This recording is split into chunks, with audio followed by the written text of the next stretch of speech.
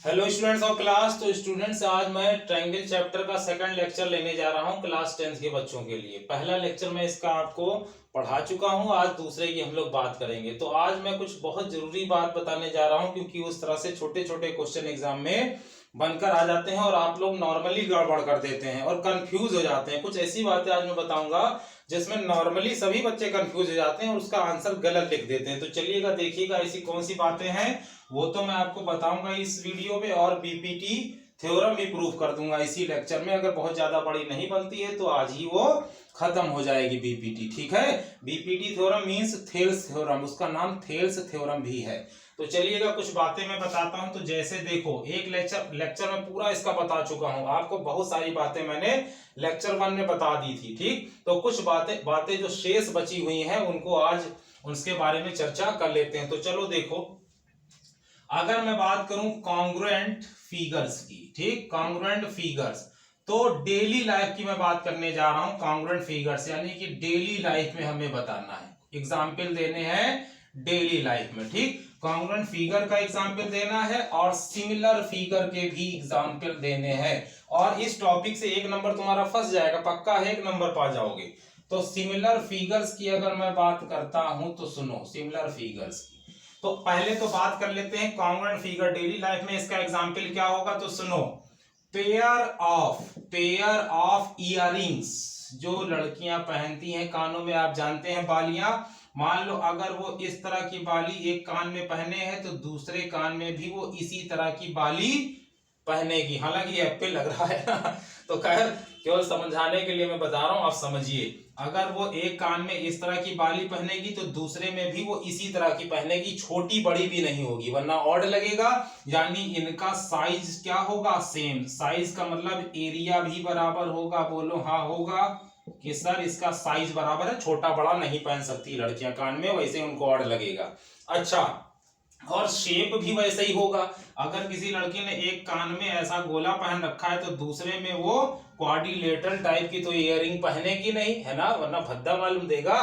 तो आप क्या कहोगे, सर इनका शेप भी बराबर है। हाँ भाई है, तो इनका शेप भी बराबर हो गया। तो जब एरिया और शेप दोनों बराबर होते हैं तो ये कॉन्ग्रुएंट फिगर का एग्जाम्पल बन जाता है। अब कहोगे सर क्या ये सिमिलर नहीं हो सकता? हो सकता है भैया, कॉन्ग्रुएंट फिगर्स हमेशा सिमिलर फिगर होते हैं। तो ये कॉन्ग्रुएंट तो है ही, साथ में ये एग्जाम्पल सिमिलर का भी है, सिमिलर का भी है ना। परेशान ना होना कि ये सिमिलर का कैसे, क्योंकि सिमिलर में सिर्फ शेप सेम होना चाहिए। यहां तो दोनों सेम हो गया, एरिया भी और शेप भी, तो और अच्छी बात है। तो सिमिलर भी होगा। तो मेन आपको मैं बता रहा था कॉन्ग्रुएंट फिगर का ये एक उदाहरण हो जाएगा। अच्छा, दूसरी बात कि सर एक और बता दीजिए। चलो भाई, pages of same book, pages of same book, समझो। किसी एक बुक की मैं बात कर रहा हूं, कोई एक किताब की, 2 किताब नहीं होनी चाहिए, इसीलिए मैंने सेम बुक लिया है। किसी एक बुक को आप खोलिएगा तो उसमें जितने भी पेज होंगे वो सब साइज में बराबर होंगे और उन सब का शेप भी वही होगा। सभी पेज इस तरह के होंगे, हाँ भाई होंगे। सभी रेक्टेंगुलर टाइप के पेज होंगे कि नहीं, यानी सभी पेजों का शेप जो होगा वो भी इक्वल होगा और कोई छोटा बड़ा पेज नहीं होता है। किसी एक किताब की हम बात करें तो सभी पेजों का साइज भी बराबर होता है, वरना किताब के बाहर निकल आएगा ना पन्ना अगर बड़ा कर देगा तो। यानी कि शेप, यानी सब रेक्टेंगुलर टाइप के होंगे, शेप भी बराबर होगा और साइज भी बराबर होगा। तो ये भी एग्जाम्पल किसका बन जाएगा, कॉन्ग्रुएंट फिगर्स का एग्जाम्पल डेली लाइफ के लिए। किसके लिए? डेली लाइफ, यानी कि जो हम लोग आसपास अपने रोज दिनचर्या में अपना देखते हैं, है ना। तो उसमें ये मैंने 2 एग्जाम्पल बता दिए, किसके, कॉन्ग्रुएंट फिगर्स के। तो आप याद रखिएगा, मैंने लिख भी दिया है, पेजेस ऑफ सेम बुक। अब सुनो, सिमिलर फिगर के उदाहरण में बताने जा रहा हूं, इसको मिटा दे रहे हैं भाई, डेली लाइफ में, ठीक है। तो सुनो, सिमिलर फिगर का उदाहरण डेली लाइफ में अगर मैं बात करूं तो बॉल्स की बात कर लो। बॉल्स यानी गेंद जो खेलते हैं बच्चे, आप भी खेलते होंगे, मैं भी कभी कभार खेल लेता हूं। तो कहोगे सर गेंद छोटी भी हो सकती है, बड़ी भी हो सकती है। हाँ भाई हो सकती है, लेकिन शेप तो वही होगा। ऐसा तो नहीं एक गेंद गोलाकार है तो दूसरी चतुर्भुज मतलब क्वाड्रिलेटरल फॉर्म में हो जाए, ठीक है, या पैरेललोग्राम फॉर्म में हो जाए, ऐसा तो नहीं होगा ना।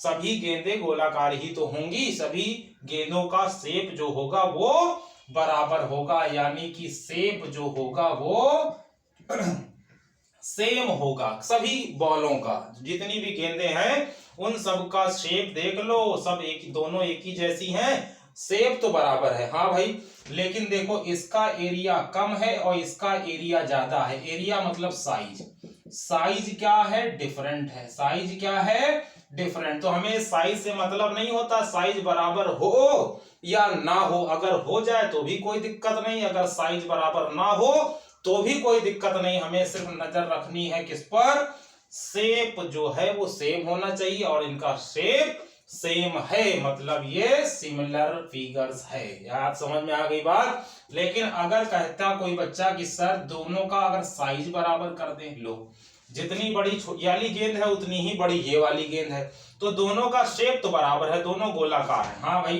कि सर इसका जो शेप है वो बराबर है, शेप सेम हो गया, और इनका साइज भी बराबर हो गया। साइज देखो जितनी बड़ी ये है उतनी ही बड़ी ये है, तो दोनों का साइज भी बराबर है, यानी कि साइज मतलब एरिया भी सेम है, तो भी ये सिमिलर होगा और साथ में कॉन्ग्रुएंट भी हो जाएगा। क्योंकि कॉन्ग्रुएंट के लिए मैंने क्या बताया था, शेप सेम हो और साइज भी सेम हो। तो अगर मान लो साइज सेम हो गया तो ये सिमिलर तो बना रहेगा और साथ ही साथ कॉन्ग्रुएंट फिगर भी बन जाएगा। क्लियर। अब अगली बात कर लेते हैं किसकी, कुछ बातें और बता दूं फिर बीपीटी कराता हूं, इसको थोड़ा सा नोट कर लेंगे आप लोग, ठीक है। तो चलो बच्चों भाई आगे देखते हैं कि सर आगे क्या बताने वाले थे आप, जरा वो भी बता दीजिए। चलो वो भी बता दे रहा हूं। तो भैया जो भी चीज आप पढ़े वो कॉन्सेप्ट बेस में पढ़े, यानी कॉन्सेप्चुअल चीजें हैं ये, है ना। ऐसा नहीं क्वेश्चन लिखा आंसर लिखा, क्वेश्चन लिखा आंसर लाया। तो अगर कॉन्सेप्ट आपका क्लियर होगा, एक एक बात जानोगे तो कभी कंफ्यूजन नहीं होगा। और अभी एक बात मैं जो बताने जा रहा हूं उसमें मोस्टली बच्चे कंफ्यूज हो जाते हैं और गलत लिख देते हैं, तो सुनिएगा अभी मैं बताने जा रहा हूँ। ये आपने नोट कर लिया होगा, थोड़ा जल्दी से इसको मैं मिटा दे रहा हूँ क्योंकि जगह की बड़ी कमी रहती है। पूरा बोर्ड अगर आ जाए तो भाई सारा सब कुछ एक ही बोर्ड पर हो जाए, लेकिन ऐसा संभव नहीं है ना। तो चलो खैर ठीक है, आगे हम बात करने वाले हैं कि आखिर सर अब नई चीज क्या बताने वाले हैं जिसमें हम लोग गड़बड़ करेंगे। सुनो, क्योंकि जो बुक में होता है नॉर्मली आप लोग वही पढ़ लेते हैं और वही पढ़ा दिया जाता है, जो कि सफिशिएंट नहीं होता है। सुनो कैसे, अगर मैं बात करूं, कोई कहता सर अगर आप डोर्स की बात करो, डोर्स माने जानते हो दरवाजे, किसकी बात करने जा रहा हूं, डोर्स, दरवाजों की बात मैं करने जा रहा हूं, जो सभी के घर में दरवाजे लगे होते हैं। तो आपसे पूछा जाएगा भैया, आपको फिल इन द ब्लैंक्स में पूछेगा क्वेश्चन, समझना जो मैं बात करने जा रहा हूं। फिल इन द ब्लैंक में पूछेगा और दो ऑप्शन देगा, बताओ भैया ये सिमिलर है या फिर कॉन्ग्रुएंट फिगर है। बस इन दोनों में ही जवाब देना पड़ेगा कि सिमिलर फिगर है या कॉन्ग्रुएंट फिगर है। तो डोर्स, दरवाजों की बात करेगा। तो पहले कुछ बात मैं आपको समझा देता हूं तब तुम ये समझ पाओगे। तो सुनो, दो इक्विलेटरल ट्रायंगल, मान लो एक ट्रायंगल ये है दूसरा ट्रायंगल ये है, ये दोनों इक्विलेटरल ट्रायंगल है अगर, तो इक्विलेटरल ट्रायंगल हमारे क्या होते हैं, सिमिलर फिगर्स होते हैं। इक्विलेटरल ट्रायंगल्स क्या होता है ये सब याद रखना, क्या होते हैं, सिमिलर फिगर होते हैं। टू स्क्वायर्स की अगर मैं बात करूं, ये देखो अभी समझा दूंगा कैसे होता है। टू स्क्वायर्स भी क्या होते हैं, सिमिलर फिगर्स होते हैं। क्या होते हैं, ये सब मैं ऊपर लिख दे रहा हूं, सभी जो है सिमिलर फिगर के मैं एग्जांपल दे रहा हूं, सिमिलर फिगर्स। ठीक, तो आपने कहा सर टू इक्विलेटरल भी क्या होंगे, सिमिलर होंगे, टू स्क्वायर भी क्या होंगे, सिमिलर होंगे। आई बात समझ में। टू सर्किल, सर्किल मान लो एक छोटा है ये बड़ा, दो सर्किल्स यानी कि टू सर्किल्स भी सिमिलर होंगे। But to rectangles may and may not be, may not be similar figure. इसको आप क्या लिख सकते हो, कैन भी लिख सकते थे, लैंग्वेज चेंज कर सकते थे। To rectangles can be similar figure, यानी सिमिलर फिगर हो सकता है, सिमिलर फिगर, लेकिन कंफर्म नहीं है कि वो सिमिलर ही होगा। लेकिन कभी अगर आपसे वो ये पूछ ले कि भैया बताओ कि टू रेक्टेंगल्स सिमिलर होते हैं कि नहीं, क्या पूछेगा सिर्फ कि टू रेक्टेंगल सिमिलर होते हैं कि नहीं, तो आप नो जवाब देना। हालांकि हो भी सकते हैं और नहीं भी हो सकते, समझाता हूं। अगर मान लो ये दो रेक्टेंगल हैं, समझो, मान लो ये दो रेक्टेंगल है, ये 2 है, ये 4 है, ये 7 है, और ये क्या है, मान लो 49 है, ठीक है, मान लो 14 है। ये दो रेक्टेंगल्स बनाए, इनकी डायमेंशन 2 7 है और इसकी 4 और 14 है, तो करस्पॉन्डिंग रेशियो जरा ले लो, तो 2/4 हो जाएगा। हाँ भाई हो गया। और इसका रेशियो ले लो, 7/14 हो जाएगा, 7/14। 2 एकम 2, 2 दूनी 4, 1/2 यहाँ आया, 7 एकम 7, 7 दूनी 14, 1/2 यहाँ भी आया। यानी कि करस्पॉन्डिंग साइड्स का जो रेशियो है वो इक्वल है, यानी प्रोपोर्शनल फॉर्म में है। ठीक, तो जब भी रेशियो जो है वो साइड करस्पॉन्डिंग साइड्स का रेशियो जब बराबर आ जाता है तो वो सिमिलर होता है, और करस्पॉन्डिंग एंगल भी बराबर है, ये भी होने चाहिए, सब 90 के होते हैं, तो तुम जानते ही हो ना कि रेक्टेंगल का ईच एंगल कितने का होता है, 90 का, तो करस्पॉन्डिंग एंगल तो इक्वल है, 90 90 90 90 सब 90 है, तो करस्पॉन्डिंग एंगल इक्वल थे, और करस्पॉन्डिंग साइड का रेशियो भी तो बराबर आ गया। देखो भैया 1/2 1/2, यानी करस्पॉन्डिंग साइड्स का रेशियो भी इक्वल आया और करस्पॉन्डिंग एंगल्स भी इक्वल है, तो इस दशा में ये दोनों रेक्टेंगल सिमिलर हैं, इस दशा में। लेकिन भैया अगर मैं ऐसा लिख देता, मान लो ये 2 लिख देता, ये 6 लिख देता, दूसरा रेक्टेंगल बनाता, ये 2 लिख देता, ये 10 लिख देता, तब क्या होता, 2/2। भाई करस्पॉन्डिंग साइड का रेशियो निकालूंगा तो दिस बाई दिस, यानी 2/2, और इधर क्या लेते, इनका और इनका रेशियो ले लो, 6/10। चेक कर लो, 2 2 काटा 1 आया, 2 3 6, 2 5 10, ये 3/5 आया रेशियो, ये आया 1/1। तो देखो बराबर नहीं निकला ना, हालांकि ये 90 तो है, सभी एंगल ईच एंगल 90 का है, यानी करस्पॉन्डिंग एंगल्स तो इक्वल थे, बट साइड का जो रेशियो था वो बराबर नहीं आया। यहां 1/1 आया, यहां पर 3/5 आया, यानी इस दशा में ये दोनों रेक्टेंगल नहीं होंगे। यानी आप समझ गए कि to rectangles may and may not be similar figure, similar हो भी सकते हैं नहीं भी, लेकिन अगर एग्जाम में वो पूछ लेता है टू रेक्टेंगल सिमिलर होंगे कि नहीं, तो आप नहीं जवाब देना, नो, क्योंकि सभी एनी टू रेक्टेंगल सिमिलर नहीं होते हैं। अच्छा दूसरी बात करूं, अब कंफ्यूज कर दूंगा आपको, कैसे, तो सुनो, ये बात आप नोट कर लेना, मैं हटा दे रहा हूं, मैं बहुत सी बातें इधर उधर लिख जाता हूं, आप कॉपी कर लेंगे।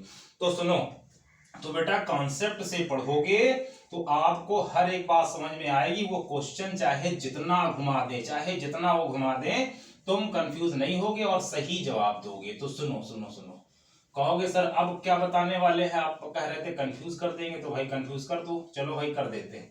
अब वो आपसे पूछेगा, ये जो डोर्स की बात मैं कर रहा हूं, दरवाजे, वो पूछेगा भैया बताओ दरवाजे जो है, डोर्स जो है वो सिमिलर फिगर्स है, सिमिलर फिगर्स है या फिर क्या है, सिमिलर नहीं है। दो बातें पूछेगा, सिमिलर है या नॉट सिमिलर है, या कॉन्ग्रुएंट है, मान लो यही दो पूछ ले, सिमिलर फिगर है या कॉन्ग्रुएंट फिगर, ये दो ऑप्शन होंगे, कॉन्ग्रुएंट फिगर्स। ठीक, तो इन दोनों में एक जवाब सही होगा। डोर्स जो है, डोर्स मतलब दरवाजे जो हैं, जो हम लोग घर में लगाते हैं, वो सिमिलर फिगर्स का एग्जाम्पल है। सभी घर के दरवाजे तो रेक्टेंगल होते हैं, हाँ भाई होते हैं, ठीक है, दरवाजा कभी स्क्वायर फॉर्म में नहीं होता है, खिड़कियां हो सकती हैं, लेकिन जो आप दरवाजे लगाते हो अपने घर में देख लेना, जो भी दरवाजे आपके घर में लगे होंगे उनका शेप जो होगा वो रेक्टेंगुलर फॉर्म में होगा। तो मान लो ये किसी मोहन का घर है, उसका दरवाजा ये है, ये सोहन का है, थोड़ा सा लंबा है, मान लो सोहन का घर थोड़ा सा बड़ा है तो उनका दरवाजा भी बड़ा होगा। ये सोहन का घर है, ये मान लो राहुल का, राहुल का दरवाजा और बड़ा है, यानी इनका और बड़ा घर था। तो ये 3 दरवाजे मैंने लिखे, ये मोहन के घर का दरवाजा है, ये सोहन के घर का दरवाजा है, ये रोहन के घर का दरवाजा है। तो आप एक बात देख रहे हो इसमें कि यार ये तीनों रेक्टेंगल फॉर्म में है, तीनों किसमें है, रेक्टेंगल फॉर्म में। तो कहोगे सर ने, यानी मैंने अभी आपको बताया था कि दो रेक्टेंगल कभी भी सिमिलर नहीं होंगे, जवाब उसका नहीं होता है। हो सकते हैं पार्टिकुलर रेक्टेंगल्स जो है वो सिमिलर हो सकते हैं, लेकिन यहाँ वो सिर्फ दरवाजों की बात पूछ रहा है, हमें सिर्फ दरवाजे बताने हैं कि जो दरवाजे हैं वो कॉन्ग्रुएंट का है या सिमिलर का? तो पहला तो कॉमन सेंस से तुम जवाब दे देते कि दरवाजा छोटा बड़ा तो हो सकता है लेकिन रेक्टेंगुलर फॉर्म में होगा। ये छोटा है ये बड़ा, लेकिन दोनों का शेप तो बराबर है, यानी कि इनका साइज अलग है, एक छोटा है और दूसरा बड़ा। तो जब साइज अलग हो जाता है तो कभी वो कॉन्ग्रुएंट तो होगा नहीं, कभी वो कॉन्ग्रुएंट नहीं होगा। छोटा बड़ा यानी साइज अलग, एरिया अलग, तो जब एरिया अलग तो कॉन्ग्रुएंट नहीं होगा। तो आप थोड़ा सा गेस कर देते कि सर ये सिमिलर होगा और सही होता। अब आपको कॉन्सेप्ट समझाता हूं, सुनो। सभी घर के दरवाजे ऐसे ही होंगे, और सुनो कभी दरवाजा किसी के घर का इस तरीके से नहीं लगाया जाता। चेक कर लो, कभी भी कोई भी दरवाजा, खिड़की लगा सकता है, कभी भी दरवाजा वो हॉरिजॉन्टल में नहीं लगाता। दरवाजे हमेशा वर्टिकल फॉर्म में लगते हैं, यानी कि दरवाजों का जो शेप होता है, सभी के घर की बात कर रहा हूं, सभी के घर का शेप ये वाला होता है, ये वाला नहीं होता है। तो जितने भी घर हैं, यानी पूरे दुनिया में जितने भी घर हैं, सभी के शेप जो है वो बराबर है। क्या है? शेप बराबर है, बट छोटा बड़ा हो सकता है। तो यहां से क्या पता चला कि सर ये शेप जो है वो इक्वल है, शेप सेम है, बट साइज डिफरेंट है। साइज कैसा है? डिफरेंट। तो साइज से हमें मतलब नहीं, बराबर हो या ना हो, शेप अगर बराबर है तो ये क्या किसमें आ जाएगा? सिमिलर फिगर्स में आ जाएगा। लेकिन जब भी दो रेक्टेंगल वो बना करके दे तो सिर्फ हम देख करके नहीं बता सकते कि वो सिमिलर है या नहीं। हमें दो क्राइटेरिया फॉलो करना होगा। करस्पॉन्डिंग एंगल्स आर इक्वल होने चाहिए और करस्पॉन्डिंग साइड्स का रेशियो जो है वो बराबर होना चाहिए, यानी प्रोपोर्शनल होना चाहिए। ठीक है, लेकिन ये नॉर्मली डेली लाइफ में उसने पूछा था कि जो दरवाजे हैं उन सभी का शेप ये होता है। मान लो किसी ने दरवाजा ऐसा लगाया और ऐसा, तो ये तो संभव नहीं है सभी के घर के दरवाजे इस तरह के लगेंगे, वो इस तरह के नहीं लगेंगे। अगर कोई किसी के घर का दरवाजा इस तरह से लगा होता तो देखो अब शेप अलग हो गया, ये हॉरिजॉन्टल है और ये वर्टिकल है। लेकिन ऐसा तो होता ही नहीं ना, सभी घर के दरवाजे वो इस तरह से लगाए जाते हैं वर्टिकल, हॉरिजॉन्टल बेटा नहीं लगाए जाते, यानी कि इस तरह से नहीं हो सकता। सभी घर के दरवाजे ऐसे ही होंगे, इस तरह से, ठीक। और इस तरह से छोटे या बड़े हो सकते हैं लेकिन शेप बराबर रहेगा, इसलिए ये क्या कहलाएगा? सिमिलर फिगर कहलाएगा। अच्छा सुनो, अब आप मुझसे यहां सवाल करोगे कि सर ये जो दो स्क्वायर आपने लिखे, अब सुनो, बीपीटी बेटा कल बढ़ा दूंगा, आज यही सब समझ लो बेसिक। अब वो क्वेश्चन बनाए एग्जामिनर, चाहे जितना बना ले तुम कर ले जाओगे, चाहे जितना वो बना ले क्वेश्चन। तो अब ये भी मैं आपको समझा देता हूं कि दो स्क्वायर सिमिलर क्यों होते हैं। तो सुनो, बताने जा रहा हूं, आज यही सारी चीजें बेसिक सीख लो, कल मैं बीपीटी और उसका कन्वर्स पढ़ा दूंगा। और कुछ नहीं है, बीपीटी को बच्चे हवा बनाए रहते हैं, टीचरों बोल देता है कि अरे बड़ा टफ है। अरे कुछ टफ नहीं है, मैथ ही टफ नहीं है, बस थोड़ा सा ध्यान से ठीक से देखो, सब समझ जाओगे। तो देखो कैसे, वो आप देखिएगा।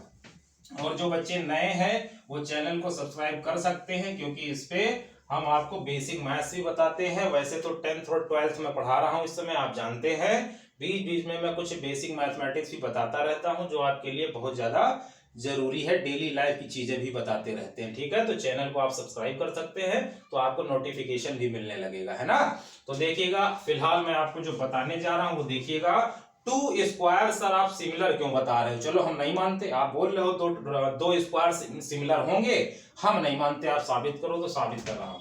मान लो ये दो स्क्वायर, एक ये है, एक बड़ा ले देता हूं, ठीक है। इनका नाम है ABCD, इनका नाम है PQRS। आपको पता है, you are crystal clear about these two square, what की each angle of square is 90 degree, you know, yes you no.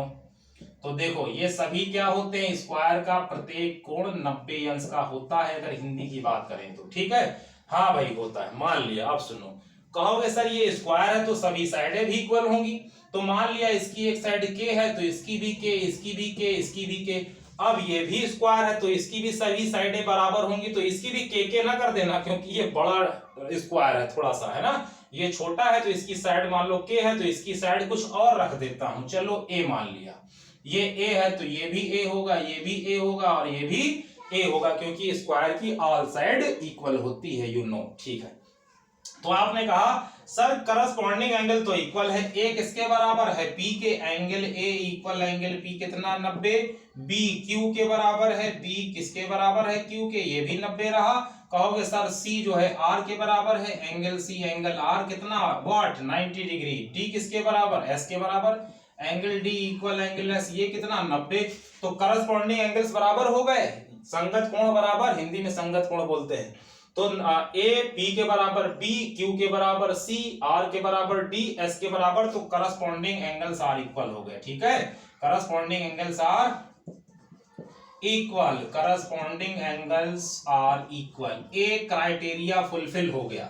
दूसरा क्राइटेरिया की क्या बात करनी है कि करस्पॉन्डिंग साइड का रेशियो भी बराबर होना चाहिए। करस्पॉन्डिंग साइड सुनो, ए बी की करस्पॉन्डिंग साइड क्या होगी, पी क्यू होगी। तो सुनो A B upon P Q निकालो भाई, A B upon P Q, तो ए बी कितना है के रख दिया, पी क्यू कितना है स्मॉल ए हो गया, तो A B upon P Q हो गया। अब निकालो B C upon Q R, क्या निकालो B C upon Q R, B C क्या है चेक करो के, क्यू आर क्या है चेक करो ए, हो गया।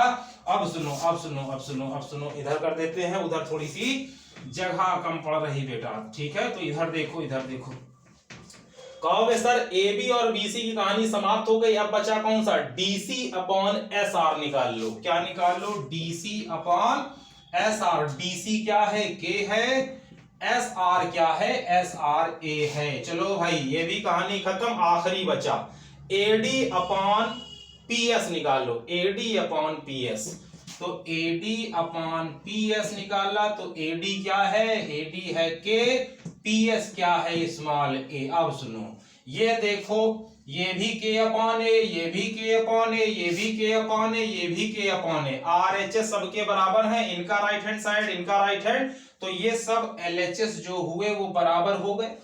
समझ पा रहे हो, देखो सभी के राइट हैंड में K by A K by A K by A आया, तो LHS भी बराबर हो गया। मतलब A B upon P Q equal B C upon क्या Q R equal D C upon S R equal A D upon P S. ये देखो करस्पॉन्डिंग जो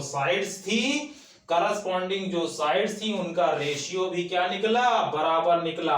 करस्पॉन्डिंग एंगल्स यहां से बराबर बताए थे, पहला क्राइटेरिया फुलफिल, दूसरा क्राइटेरिया भी फुलफिल हो गया। दूसरा क्राइटेरिया क्या था, करस्पॉन्डिंग साइड्स का रेशियो भी बराबर आना चाहिए, वो बराबर आ भी रहा है, चेक कर लो, के बाई ए के बाई ए के बाई ए के बाई ए आया, इसका मतलब दो स्क्वायर जो होते हैं वो सिमिलर होते हैं, सिमिलर फिगर्स। ठीक है, इसी तरह से तुम रेक्टेंगल का चेक कर लेना, रेक्टेंगल का नहीं निकलेगा, चेक करा दें। चलो ठीक है, वो आखिरी काम है, उसके बाद मैं कल पढ़ाऊंगा बीपीटी और कन्वर्स पढ़ाऊंगा और एक थ्योरम और पढ़ाऊंगा। ठीक, 3 थ्योरम कल पढ़ाएंगे, इसको बेटा नोट कर लेना। ये सब समझा रहा हूं आपको, कॉन्सेप्चुअल चीज बता रहा हूं ताकि आपको नॉलेज हो जाए। क्वेश्चन इस बार जानते हो केस स्टडी बेस आने हैं, वो क्वेश्चन बनाएंगे, तो बनाओ भाई, कितना बनाओगे हम सब जानते हैं, तुम कैसा भी बना लो हम बता लेंगे। ठीक है, तो ध्यान दीजिएगा। तो अब एक चीज मैं और प्रूफ कर दे रहा हूं, मैंने अभी आपको ये बात बताई थी कि 2 रेक्टेंगल्स सिमिलर नहीं होते हैं, कुछ पार्टिकुलर रेक्टेंगल्स को सिमिलर किया जा सकता है ना, हो सकते हैं मे भी, है ना, लेकिन सभी रेक्टेंगल सिमिलर नहीं होंगे। लेकिन इसी बात को हम थोड़ा सा क्राइटेरिया के द्वारा समझना चाहते हैं, तो समझो, देखो सुनो, मान लो ये रहा हमारा क्या, एक रेक्टेंगल ये हुआ, नाम है ए बी सी डी। ठीक, चलो वर्टिकल बना देता हूं, ये तो हॉरिजॉन्टल मैंने ले लिया, चलो हॉरिजॉन्टल ही ले लो, ए बी सी डी। और एक और ले लेता हूं, मान लो एक रेक्टेंगल ये है, इसका नाम है पी क्यू आर एस। ठीक है, इनका नाम है पी क्यू आर एस। तो हमें पता है रेक्टेंगल्स की अपोजिट साइड्स आर इक्वल होती है, अगर ये ए है तो ये ए हो जाएगी, और अगर ये के है तो ये के हो जाएगी। लेकिन अगर ये ए है तो ये ए नहीं होगी, ये दूसरा रेक्टेंगल है और थोड़ा सा बड़ा है, चेक कर लो, ये छोटा है पतले से है और ये मोटे से हैं, तो इनकी जो साइड है वो ए है, इनकी साइड कुछ और होगी। तो मान लिया ये m, तो ये भी m।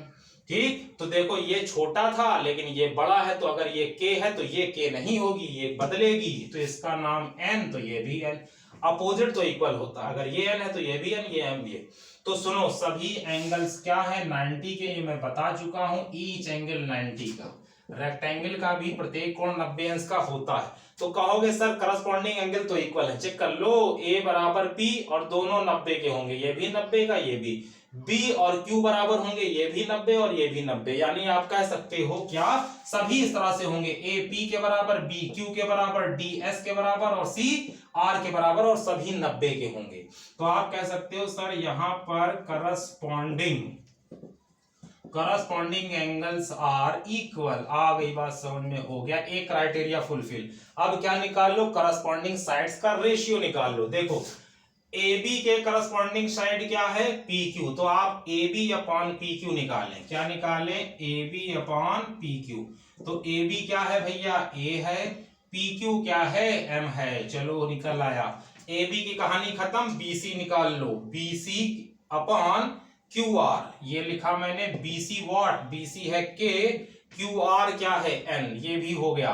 BC की कहानी खत्म, अब ये निकाल लो DC अपॉन क्या लोगे, SR लोगे, DC upon SR, DC what, DC is A और SR इज M। एक लास्ट बचा, ये भी खत्म हो गया, अब ये बचा, क्या बचा, AD अपॉन PS निकाल लो, AD व्हाट, AD है K, PS क्या है, PS है N, और करस्पॉन्डिंग साइड्स का रेशियो मैंने बताया था बराबर आना चाहिए। जो पिछला क्वेश्चन लगाया था उसमें बराबर आ रहा था, K बाई A आ रहा था ना।